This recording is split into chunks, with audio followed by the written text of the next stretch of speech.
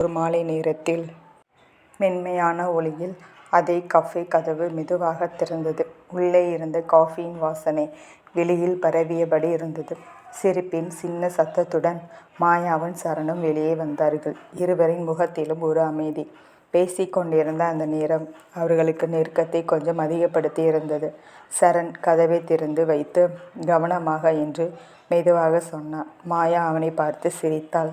அந்த சிரிப்பு சில நாட்களுக்கு முன் இருந்த தயக்கத்தை விட இப்போது கொஞ்சம் நம்பிக்கையுடன் இருந்தது.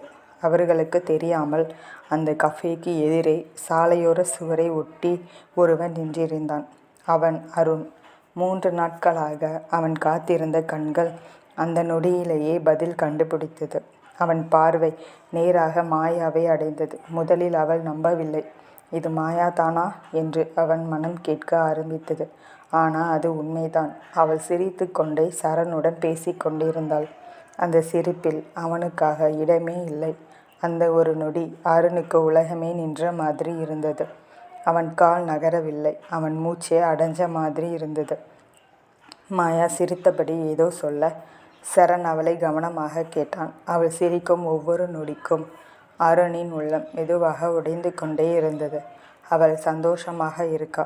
அந்த ஒரு எண்ணம் அவன் மனசுக்குள் தோன்றியது. ஆனால் அதே நேரம் அந்த உண்மைதான் அவனை அதிகமாக வலிக்க வைத்தது.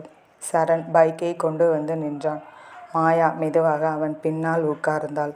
அவள் அவன் தோளில் சற்று பிடித்து கொண்ட அந்த காட்சி அது அருணுக்கு ஒரு கத்தி மாதிரி இதயத்தை கிழித்தது.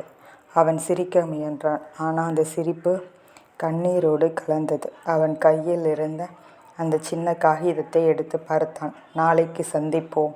அந்த வார்த்தைகள் இப்போது ஒரு வாக்குறுதி இல்லை, ஒரு காயம்.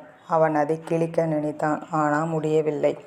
ஏனெனில் அதுதான் அவனின் காதலின் கடைசி சான்று.